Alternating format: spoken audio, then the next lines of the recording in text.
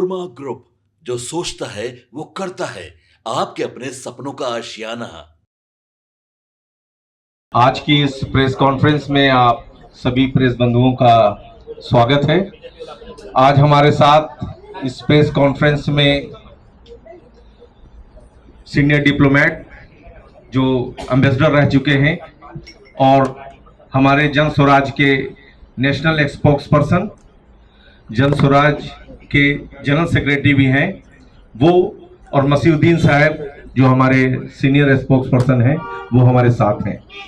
आज की ये प्रेस कॉन्फ्रेंस जो रखी गई है वो पिछले कुछ दिनों से आप लोग ये देख रहे हैं कि यहाँ की जो सरकार है उसके जो मुखिया हैं नीतीश कुमार जी, इस सरकार ने पिछले कुछ दिनों से काफी रेवड़ियां बांटने का काम शुरू किया है, एक तरीके से प्रलोभन देने का काम शुरू किया है, जिससे यहाँ के राजस्व पर बहुत बड़ा बोझ होने वाला है।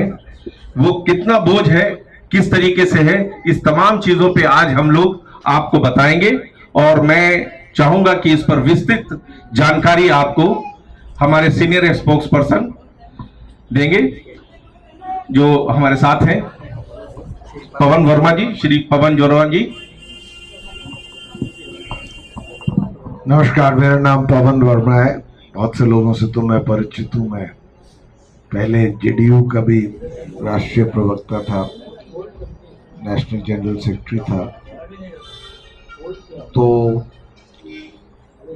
मैं आपके भी सवाल लूंगा, जो चाहें आप चाहें पूछ सकते हैं, पर एक विषय है जिस पर मैं खास तौर से आपके माध्यम से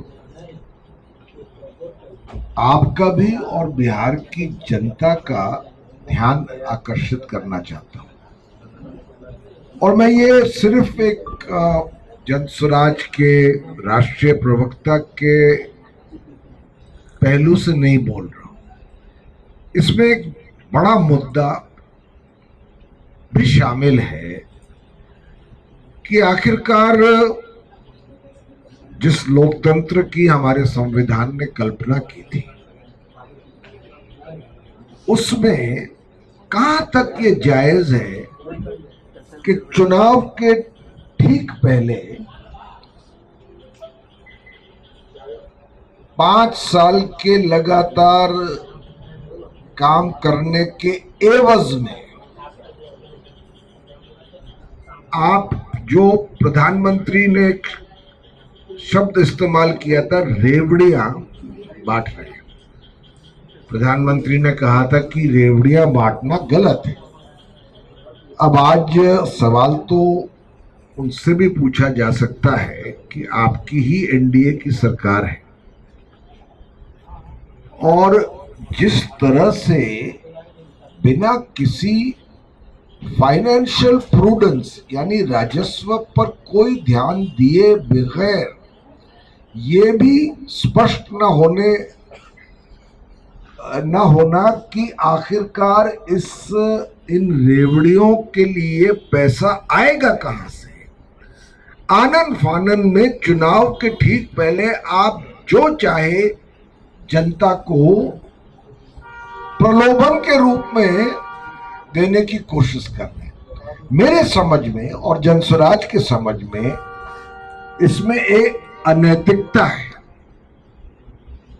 कि मॉडल कोड ऑफ कंडक्ट आने के पहले जितना हम प्रलोभन दे सकते हैं दे दे, चाहे उसको पूरा करने का सामर्थ्य हमारे में हो या ना हो, या उसके पूरे करने की हम कोई पुष्टि दे सकें, जो आज राजस्व की, जो रेवेन्यू की, जो बजट की हालत है उसको मद्देनजर रखते हुए।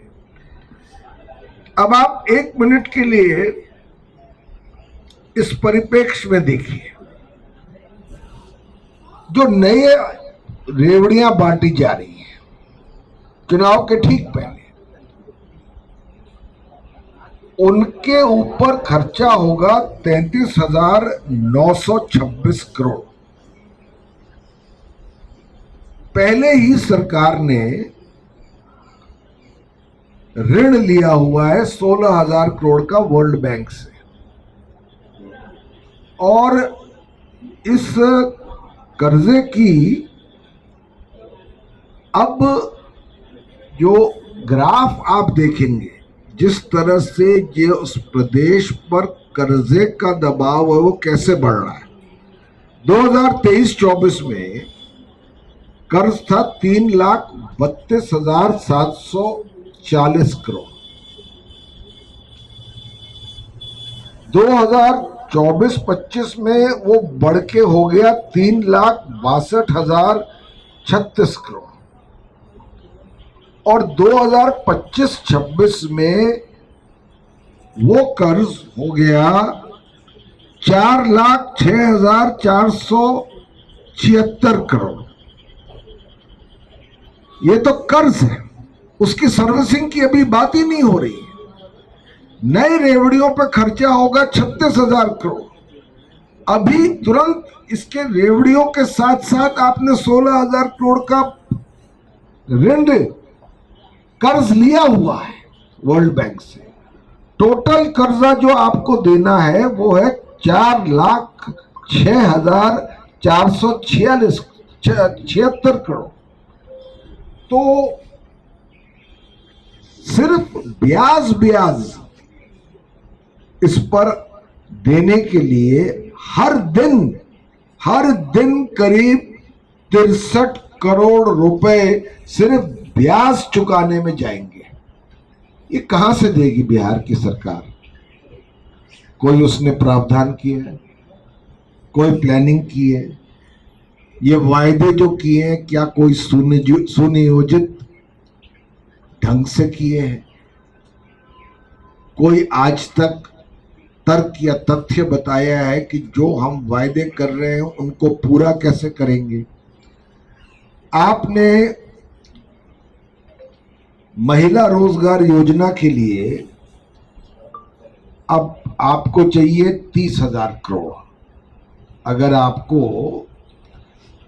2,000 करोड़ अभी आपने निकाला है, आप ये बताइए कि महिला रोजगार योजना में पहली किस्त देने में आपका 2,000 करोड़ खर्च हुआ है, जबकि पूरी योजना को कार्यान्वित होने के लिए आपको 30,000 करोड़ चाहिए होंगे। वो बाकी 28,000 करोड़ कहां से आएंगे?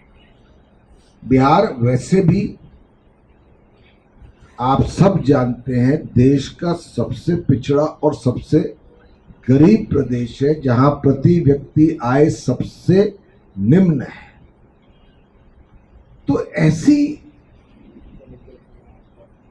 राजनीति जिसमें किसी तरह चुनाव के वक्त सत्ता मिल जाए, उसके लिए किसी भी तरह के वायदे करके जनता को प्रलोभन दे करके सत्ता के लिए लड़ाई लड़ना, लड़ाई भी मैं क्या कहूं, सत्ता के लिए लोगों को बरगलाना, उनको धोखा देने की साजिश करना कि अभी तो हम कह रहे हैं, बाद में करा या ना किया वो तो देखा जाएगा।